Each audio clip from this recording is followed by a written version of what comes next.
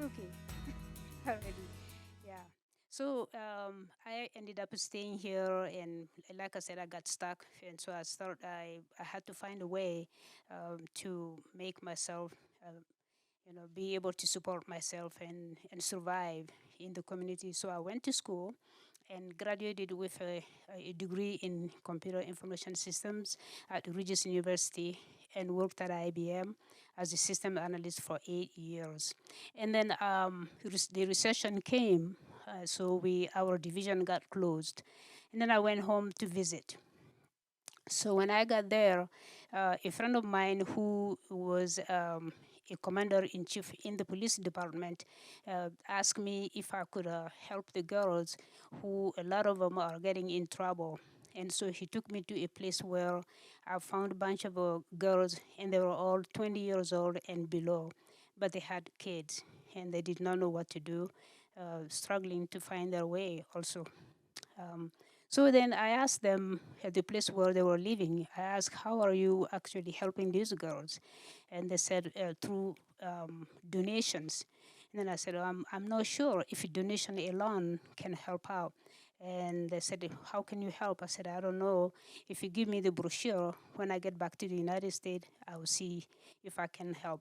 So I brought the brochure, and I started going from store to store and trying to get some like baby clothes. And I went also to Goodwill and tried to get used clothes to send over. But then I thought about, if I were to collect used clothes and send over to Mali to those girls, then I'm suppressing the local market. So I decided maybe I should do something better. Um, then I started thinking about uh, how about um, helping them do what they usually do and do it just better, which is most women there do agriculture. And but the problem with the agriculture there is that they don't own land. So it's difficult for women in there to own land. So I thought that maybe if I were to buy land and get the title to the land and have women produce food on the land and then have an agribusiness, that may be a better way to help the women.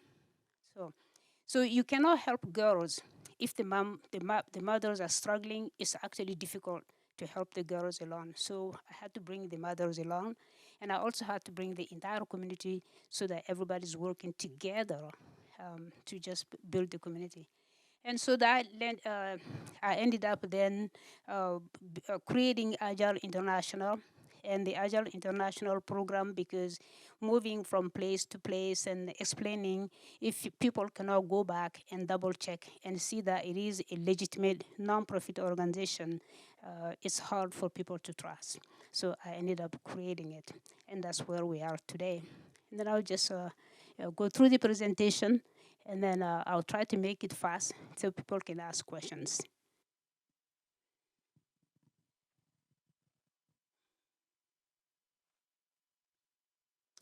So that's the so that this is the definition of the word agile. I had no idea how to call it, but I knew the concept of what I wanted to create, and then I did this because this is easier.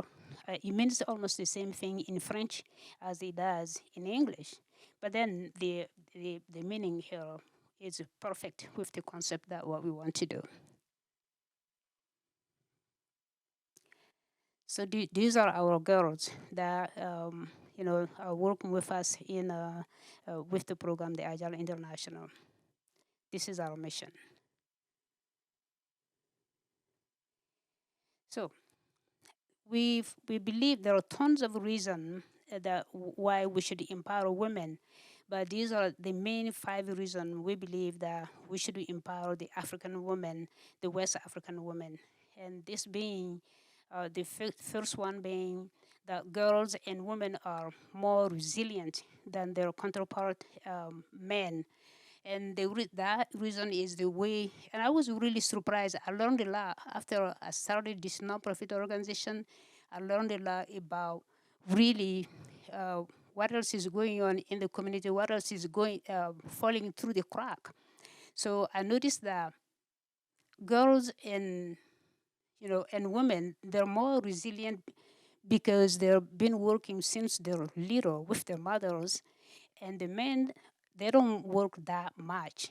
So they're focused on just big tasks and going out to make some money.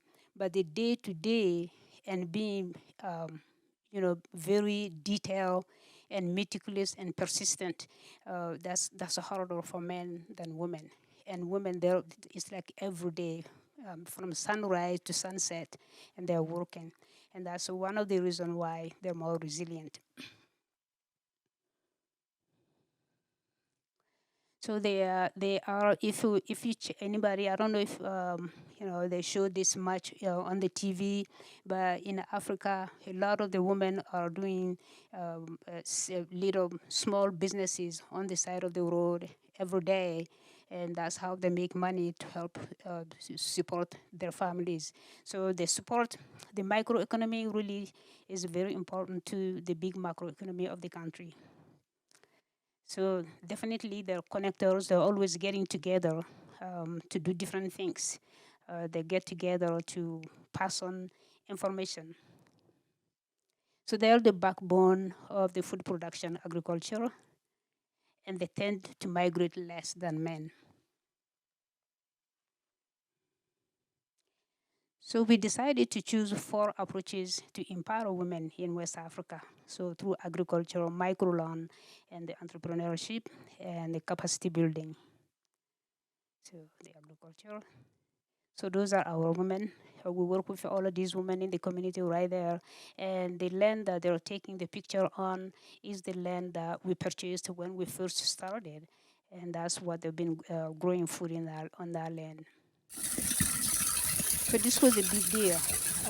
This water thing, it took us years to be able to come up with this well. It was really expensive. This is 400 feet deep, that we had to drill that much, that deep down in order to get this well on the farm. So this Green Sahel initiative, a part of our mission, means that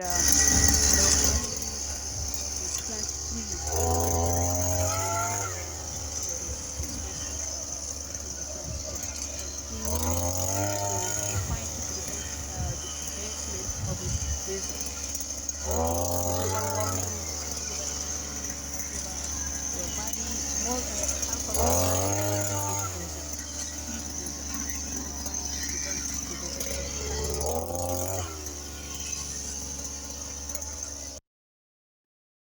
So this was the corn that we grew last year, 2022.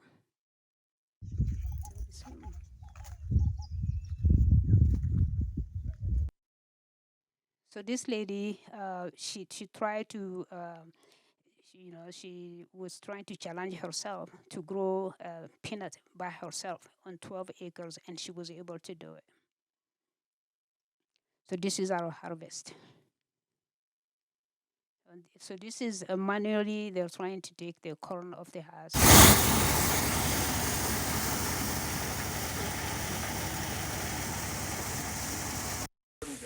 To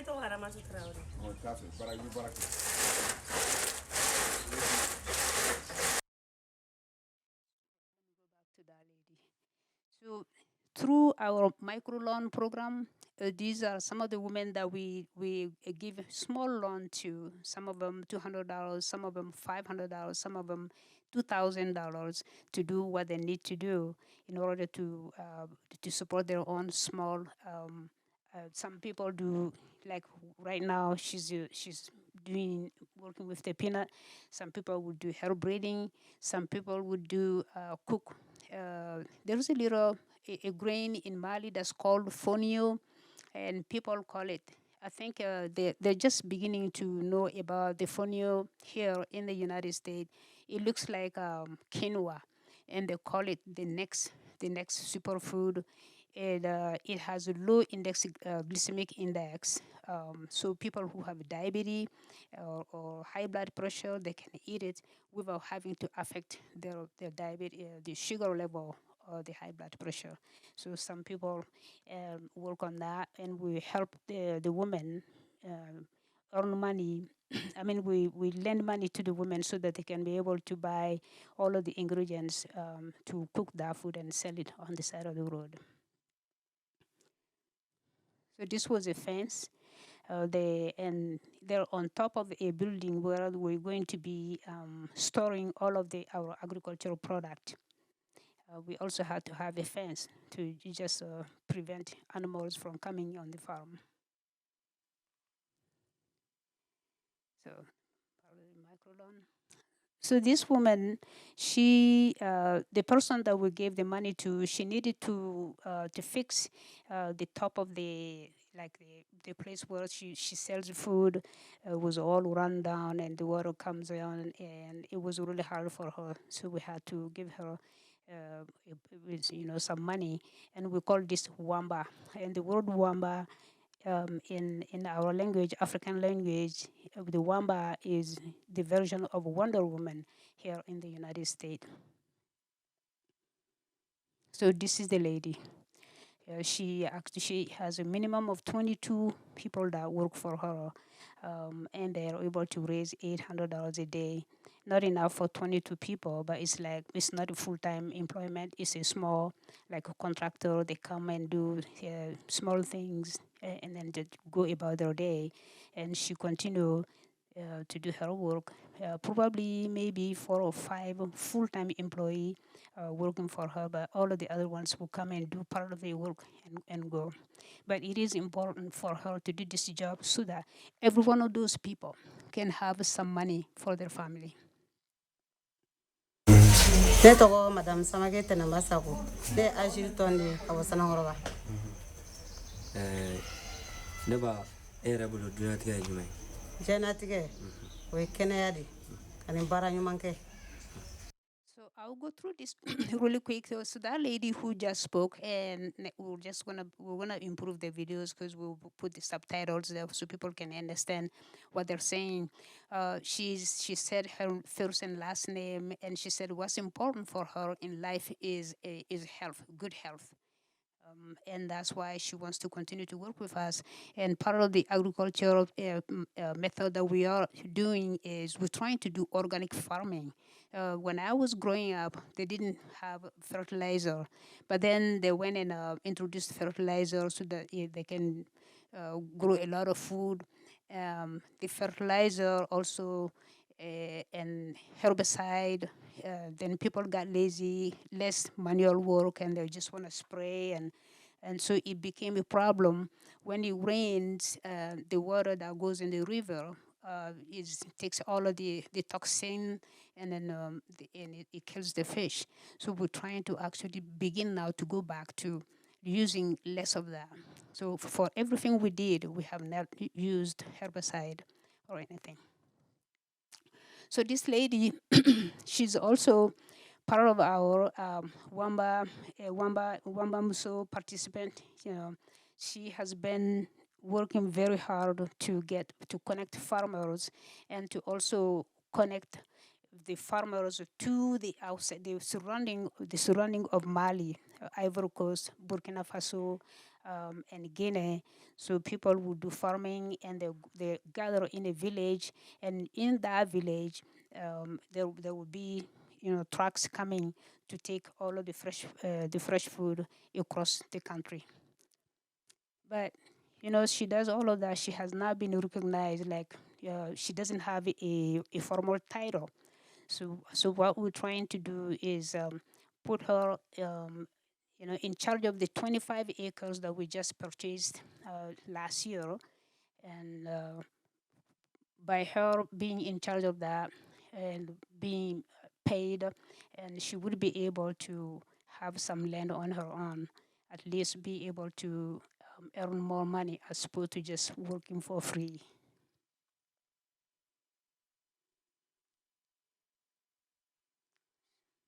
So the capacity building, we're doing that through the collaboration with Jimmy Jama. And the best part of the Jimmy Jama is the handbags that you see here now. We sell these handbags, and every single penny so far since we started creating these handbags, every single penny that we had has been sent to training women about doing creating these handbags, or also doing their street business, or also um, just participating in their everyday lives that allows them to be able to earn money for their families.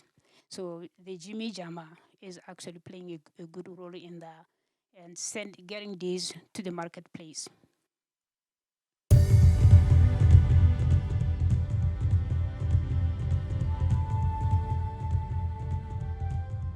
In rural Mali and West Africa, so many problems are tied to lack of land access. By facilitating it, Agile International and its global market opening affiliate, Jimmy Jama, are recasting the futures of women in Africa. Founded by a native Malian, Agile has a keen understanding of how to work within the existing cultures to change millions of lives through collaboration. Sustainable food innovation, education, and entrepreneurial empowerment. To secure families' futures for generations to come, be the change today.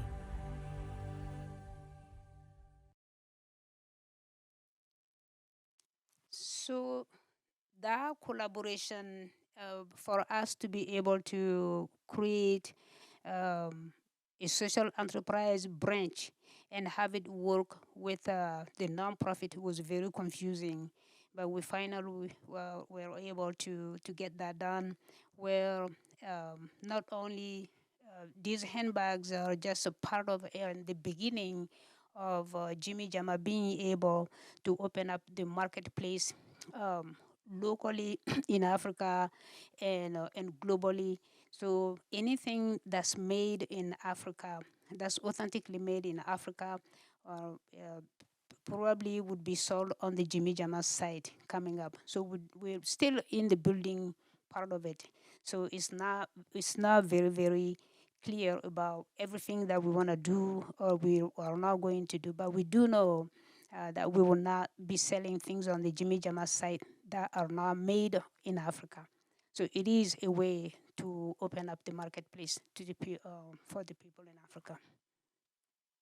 So this was in 2016 when I went to the United Nations, talking about how important it is for women to have land, and sharing the information about how other people who were there from different countries, especially the African countries, that if we could all uh, do something like that in our countries, where we could get land, more land in the hand of women, and so that would actually contribute to or alleviate food shortage and contribute to food independence, food abundance.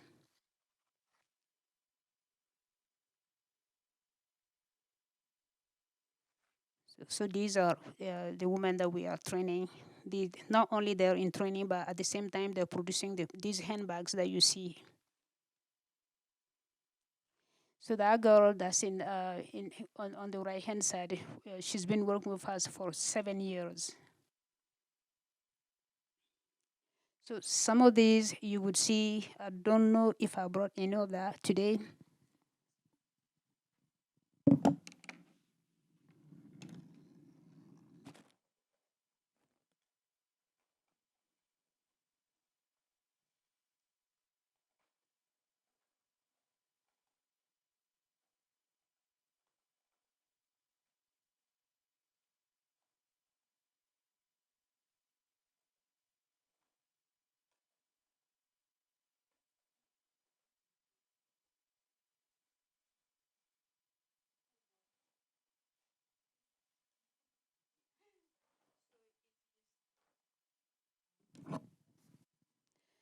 So that can you is it okay? So they think that the cloth that you see hanging, we make handbags out of this, and the making of these handbags is a minimum of 11 different processes. It really takes time to make this, and we make sure that it's of a high quality.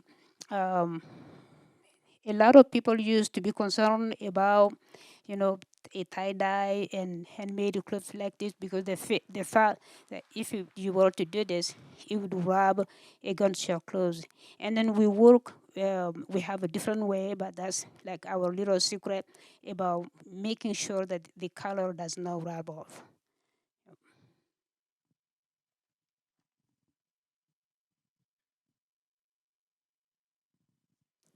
So those are some of our stuff, handbags too that were made.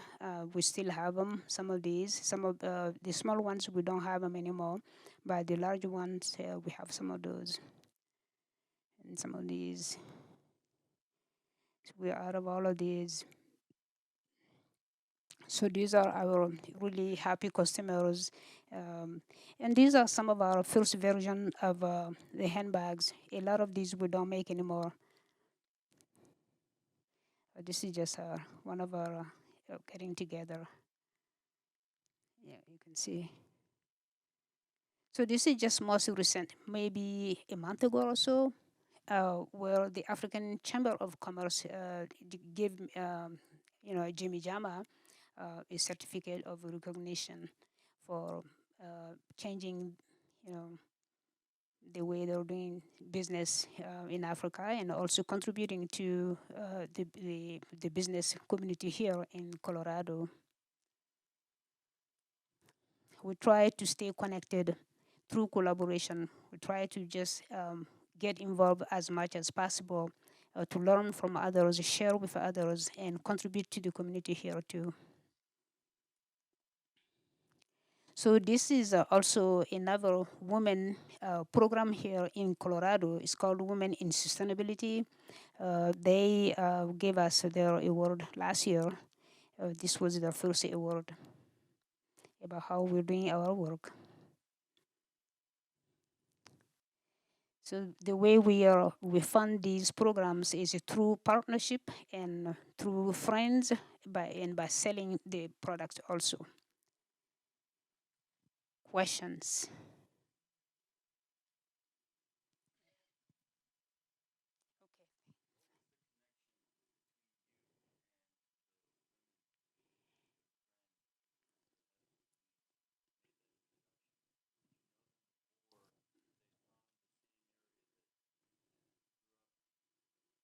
No, there was no connection. I did not know them. I'm not from their village, but I grew up in a family where my dad was an international business person that did import export, and it was hard for me that somebody would be in that kind of position and not have a support. So I gave the support for moral reason, and I think I felt like it's my responsibility to contribute to the community.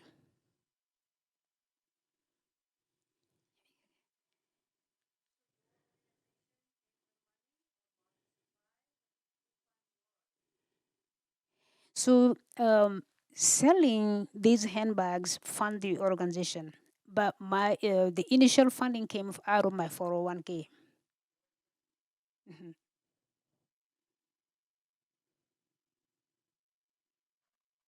Oh yes.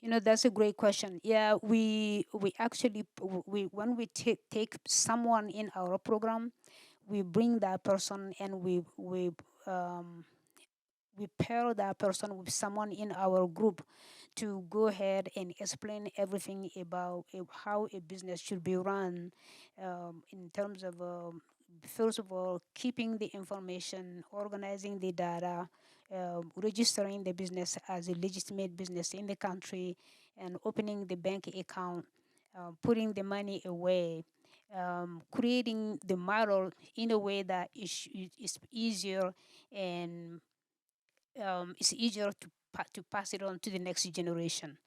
And then we have a group, and that group, we communicate in that group all the time through the videos and through explanations.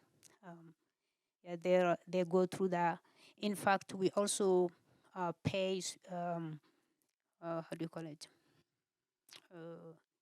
private instructors to teach them Excel, the word, sending email to people, and we even pair them also with universities to take them and also help them.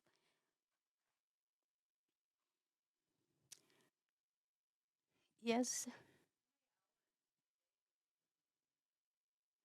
So they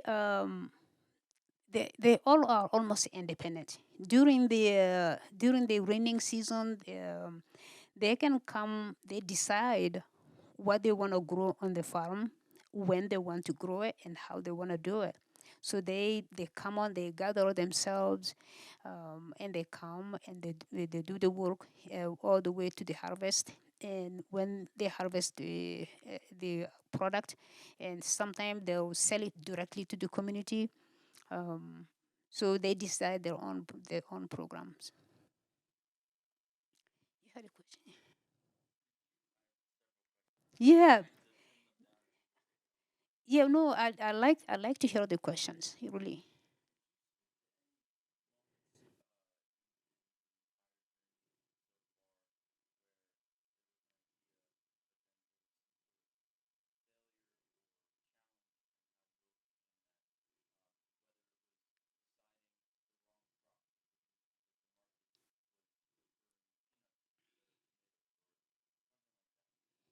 Yeah, we had a lot of failures.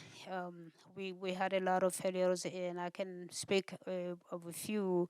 The first failure was the land that we had chosen to do agriculture on. That land was not a very good land. And then, since we didn't produce as much as we wanted to, then we brought in expert to do the soil test and different things. So that was one of the first failure.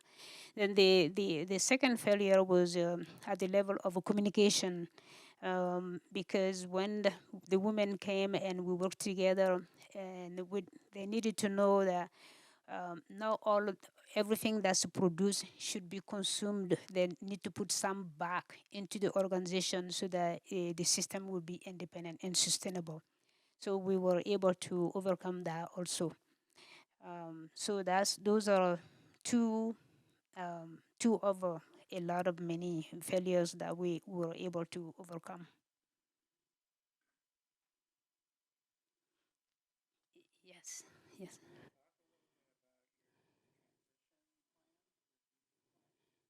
So my future plan to transition out of this role and give it to the next generation is, right now we have a group a group of people, and we made it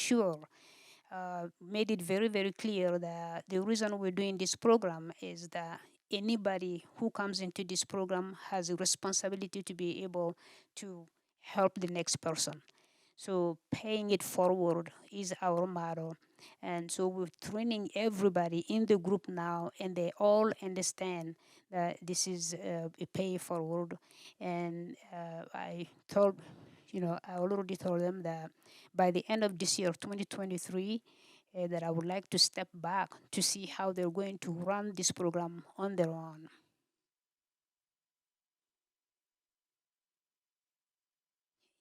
Yes.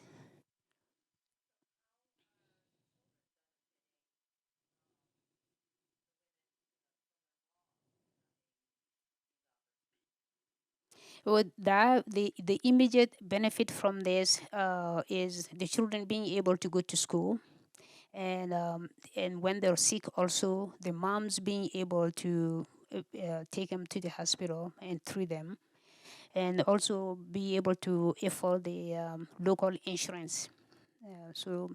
And the food on the table.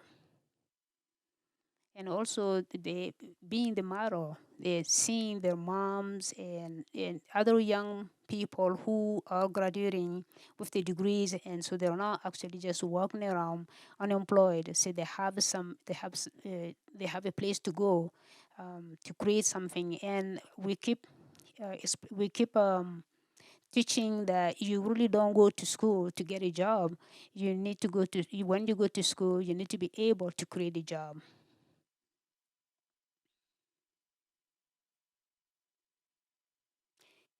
Yes.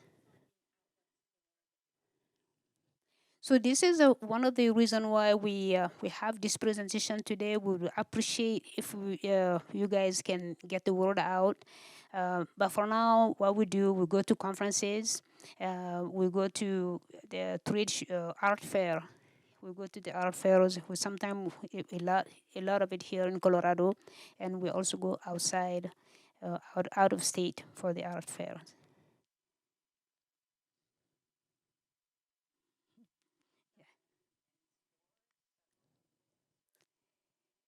So that's we would like to be able to sell them in many stores. If we can have stores take on them, that would be great. Brown Shoe Store has been very nice in supporting us, but we want to have many more stores. Yes. Uh-huh. Mm. Mhm. Ex- mhm.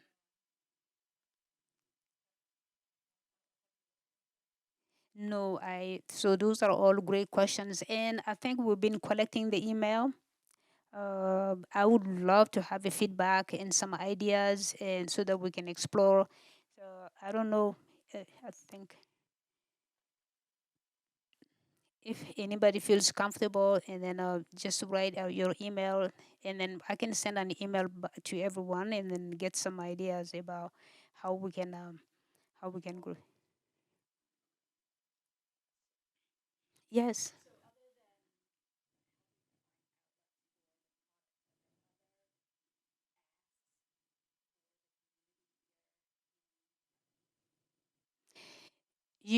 We haven't. And I'm not very good at. I'm not very good at going out to ask. S- I, I'm thinking that once we begin getting, small gatherings like this, presentation, the word will begin to go out. But so far, I think I did only about two. I did about two fundraising. Here, I had students from CU that were training. Was training them for the international business, and we took the opportunity to do a fundraiser. It was not easy. We tried to do crowdfunding. That was just as hard, and I found it easier to actually take them to art fairs. But we're open to ideas, any information, anything that anybody knows. I would appreciate having those input.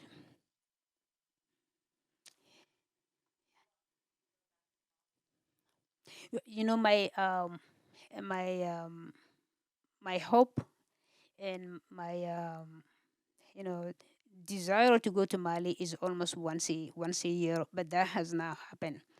Um, my hope is that really right now I think we have a good understanding of the foundation of the social enterprise, the process. We have written the process down and everything. It can be followed. We just need to almost graduate one or two people to take over that.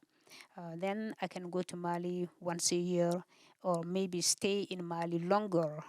um, so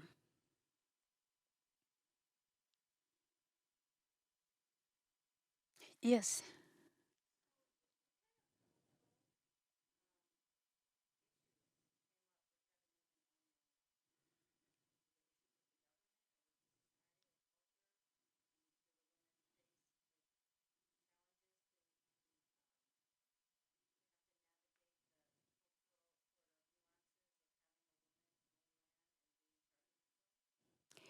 So I almost like to believe that a lot of these cultural problems about women came with the religion Islam.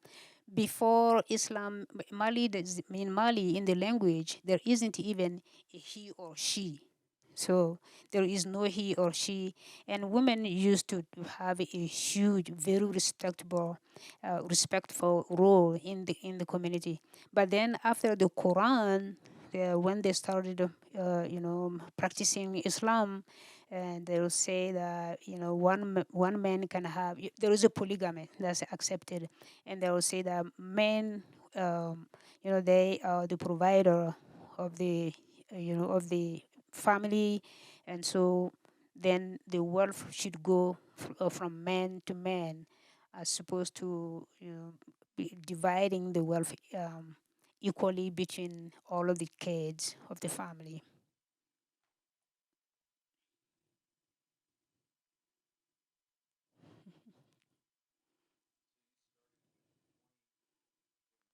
Hmm. About 10 years ago. Hmm. So we moved out to from 20 to about 185. 185, and then we got young men added. But then, it goes up and down. So once people, so the lady that was talking there, she's now independent. Those who are able to earn enough income, some of them did not have any income at all, but then they started earning double income. So they'll go on, they'll go off to be independent, and they graduate from the program.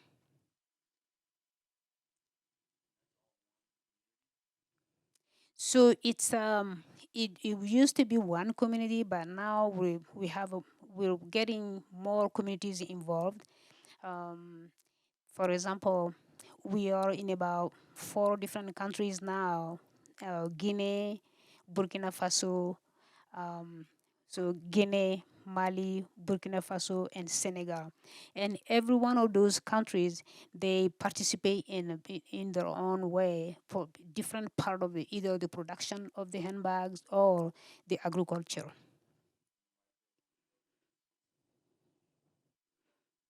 Yeah, the microloan is like as needed. So if we see that somebody really need the help, and we know that they can work, then we definitely will give them the loan.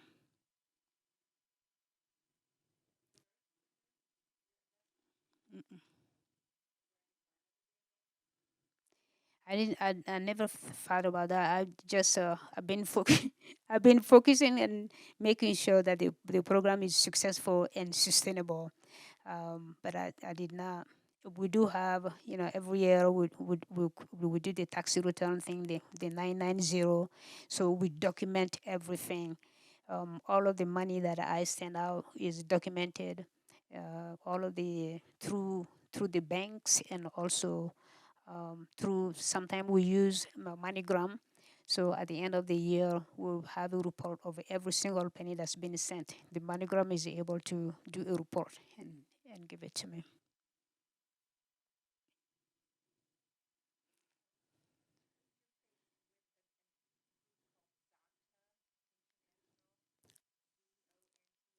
Yeah, I actually know. I've done a small presentation at the Zonta International before COVID. Yeah.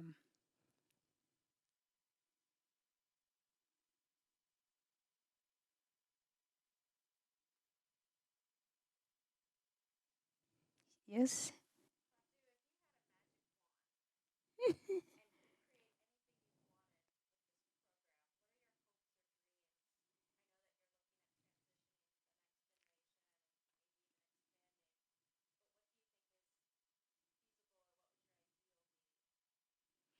You know, a couple of things. Honestly, my idea would be I want people to have, quality food to eat in the country. So I would love the process of getting land for women um, to be easier. And the easiest way of that is just raising funds. If you have enough money, you can get more land, and you can put more women in charge of the land. That's the number one. And number two is there are tons of, you know, talented people in Africa, and they make products, quality products, but those products don't have access to market. And then if could this online market could be visible and known throughout the world, that would be my dream. Then people can actually, so they can make things and they can sell it and they can earn income that way. So those two. Thank you. That's a great question.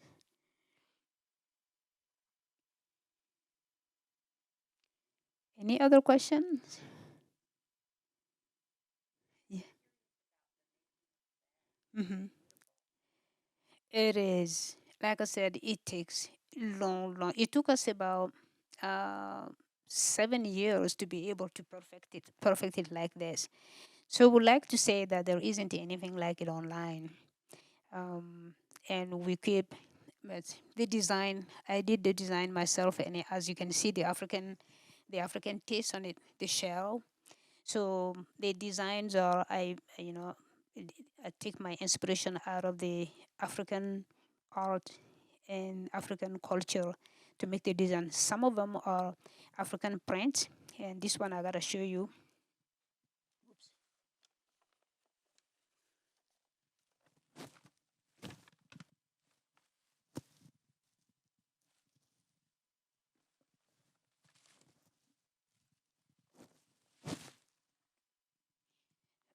Like this one.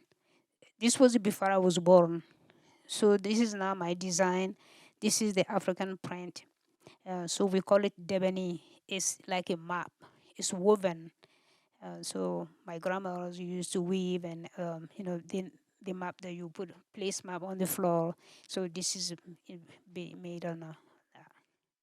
So some of the prints are just African prints, like the dashiki hand, the short neck.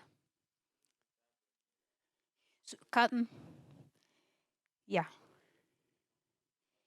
Mali.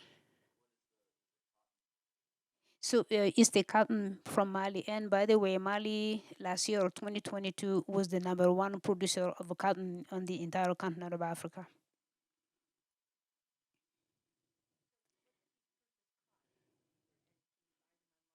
Oh yeah, you can buy, but these are not online yet. It's because the ones that were online are all out of stock. So these are just very brand new arrival. So we still need to take some of the pictures are already there, so you can purchase this online.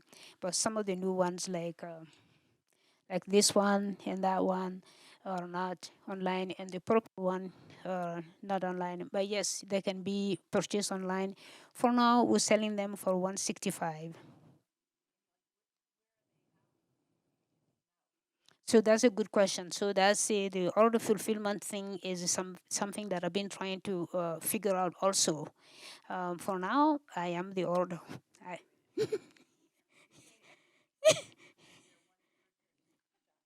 so one of the biggest problem we have too, about, like, I have maybe 10 bags of business card and different things. I haven't been able to follow up because it's just one person.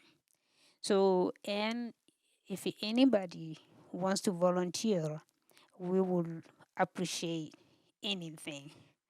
That would be great. It's oh my God.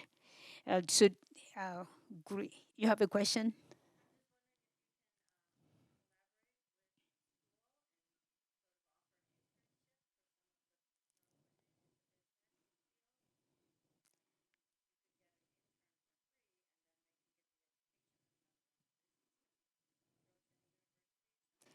Yeah, we did a lot of internship. Like, for example, and we at one point in 2016, I trained 50 interns, and I had three different universities collaborating.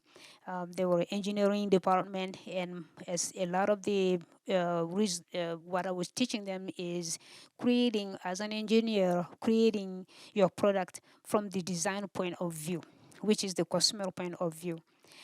So that was very, very good. We even participated in the National Science Foundation competition in that year.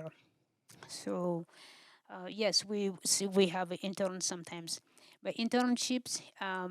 What makes the internship successful is if the department there that's doing offering the internship, if they can follow the interns to make sure that they're doing their homework, on time. Um, there- Otherwise, I think we've been having like graduate students as interns have been more successful than undergraduate.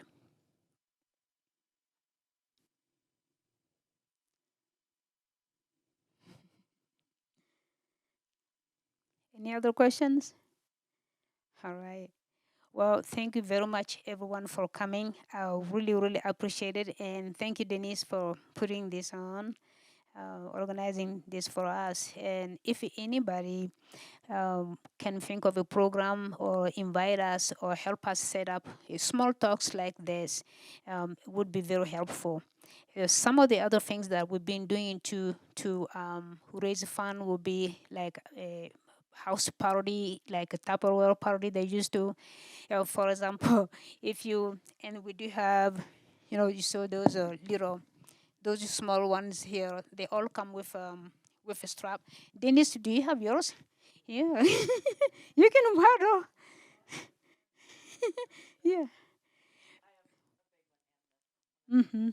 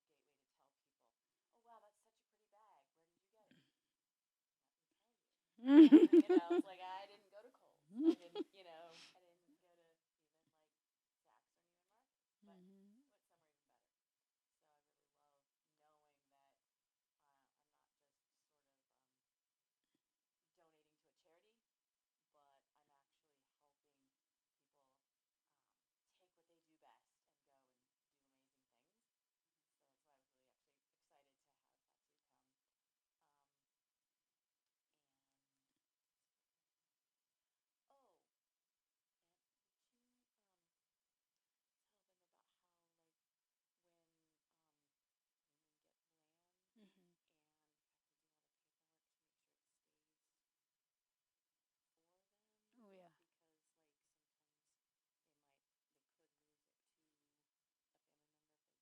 Oh yeah.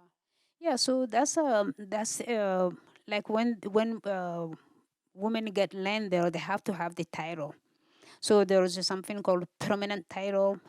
They have to have that. If you don't have that, and your husband dies, then they will take the land away from you, the husband's family. So the land has to be in the name of the woman, and that's almost even for a man too. Nowadays, when if you have a land, you have to have the title. If you don't have the title to it, then you will lose the land.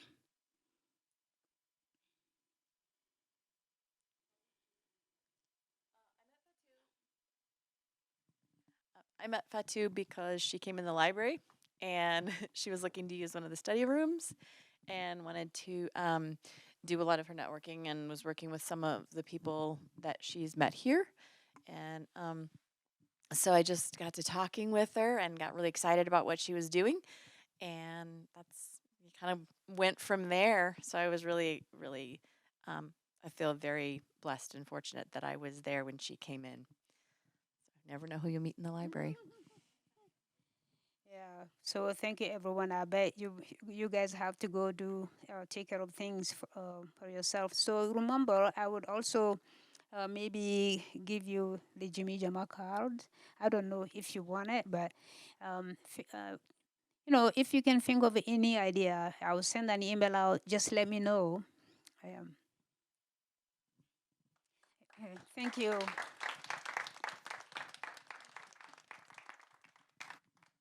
And on behalf of the Longmont Library, we appreciate you coming. Thank you for taking the time Just also want to just reiterate that these are made possible by the Friends of the Longmont Library. When you see someone working the Friends, the book sales, that kind of thing, if you're inclined, please thank them. And supporting the book sales and those kind of things are what make this possible. So look for other programs that we have on our website and let us know what else the library can do for you. Have a great evening.